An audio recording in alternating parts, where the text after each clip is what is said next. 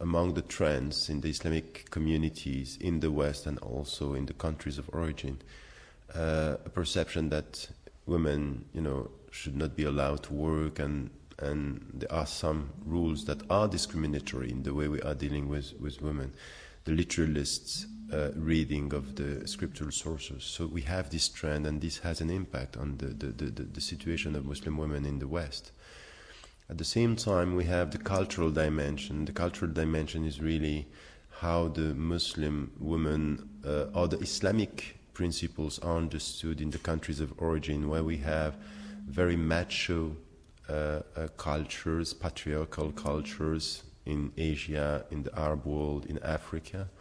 So this also has an impact on the way they are going to first settle in Europe or in the West, and then being integrated in the whole process, because you still have people from the first generation thinking that it's not so important to educate women because this is not what they should do, and in the future they will be at home and serving the family.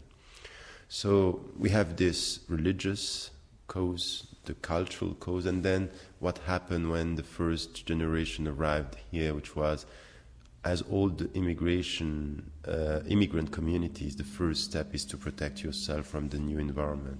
And the first, to be protected are perceived as the women. This is what we have to do first. And then we had women not going to school, being isolated from the society, self-segregated sometimes. What we can see now with the second, third, and onward generation is something which is much better. First, in schools, the women, the young girls are doing much better, in fact, than the young boys. And this is something which is really paradoxical but understandable. The first attitude that was to protect them pushed them to focus on schools and study, and they did it very well. So you had young boys going out and not being free, and much freer than the young girls, and the girls focusing on school because this was the way to occupy their time and at the same time to find a way to be free. And they did it very well. So what we have now in all the European countries as well as in the States is a very high standard of educated Muslim women, understanding better the distinction between culture and religion, and the fact that very often what was perceived as the true Islamic teachings was in fact influenced by the cultures of origin and literalist reading. And now having this understanding, we are in a transitory period, and we have to understand that it's going to be a very long process. But this woman, with other men, with scholars, understanding better the distinction that I was mentioning, will help a process of a better access to their legitimate rights for women. There is a wrong understanding of what it means just to be modest and to try to protect yourself, both, in fact, men and women. The perception is that for women it means not to be seen in public, or not to be with men, and not to be in the public sphere, for example, and to stay at home, which is completely of the opposite of what even the Prophet of Islam did, which is to accept women in mosques, to accept women in the social sphere, in the economic sphere.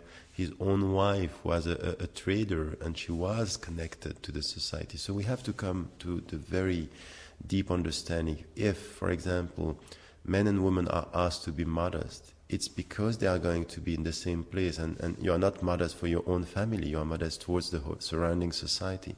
So, for example, even the headscarf is not to remain at home. The headscarf is in fact to push you to be present in the social sphere and also to go to school. So we have to change this understanding, which is, once again, influenced by literalist reading and cultural understanding in the countries of origin, to come to a better understanding that, okay, you can at the same time respect the religious requirements as to the dress, as to modesty, as your understanding of what it means to be a practicing Muslim woman.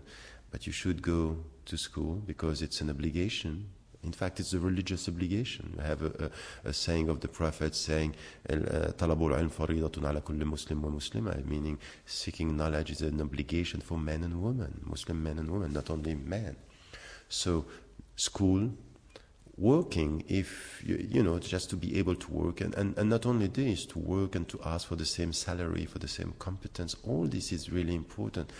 And this is why on my side I'm pushing something I call the Islamic Feminism, understood as go back to the Islamic sources, understand the Islamic principles, and act with these principles against any kind of discriminations done in the name of very narrow-minded reading of the sources or the cultural reading or understanding. So I think that all this perception that you don't have to mix, or you don't have, you know, for example, you don't have to be in the same room with men, all this is, you know, exaggeration and very, very superficial understanding of the deep meaning of what it means to be a Muslim woman. Not only this is happening in Europe or in the States, it's also happening in Morocco, it's happening in Indonesia, in the Islamic majority countries, with something which is a very assertive presence based on two things. I want to remain a Muslim woman, but I want to decide for myself. So this is what we have to push for. Now, yes, we have literature coming from, you know, the classical Islamic tradition, still obsessed with you as a woman. You have to think about your role as a mother, your role as a wife. This is what I'm always saying. We are obsessed in the Islamic tradition with speaking about women and the role of the functions, in fact, within the society, which is completely wrong. We really have to come with a better understanding as a discourse on women as women. And women as women within the society is also something which is really important. It's coming, and more women are now starting to speak for themselves. Mixing, we have to be very cautious. There are levels of mixing. So if we are speaking about being, you know, in the society and working and having a role as a citizen, as a woman, being electing and being elected, and all this has to be to play. Now, you may have practicing women saying, look, this is my freedom to be in the society, but I don't want, for example, to go in a swimming pool because the way my body is going to be shown is not the way I think it's to be a good Muslim. Here, we are not dealing, we should be very careful not to create a problem of integration on these decisions. If freedom is what you want, if freedom of choice is what you are proclaiming, just be consistent. A woman who decides for herself to wear the headscarf, you cannot say that she is alienated or self-alienated. Let her decide. And if she doesn't want to wear the headscarf, let her decide. To come to something which at the end is leadership. Because, you know, I'm working with so many Muslim women. They are more effective, more efficient. They are working very well. And I think that the future is to at least a shared leadership, if not a stronger Muslim presence for the women as to driving the communities towards something which is a better presence and a more rooted understanding in the West.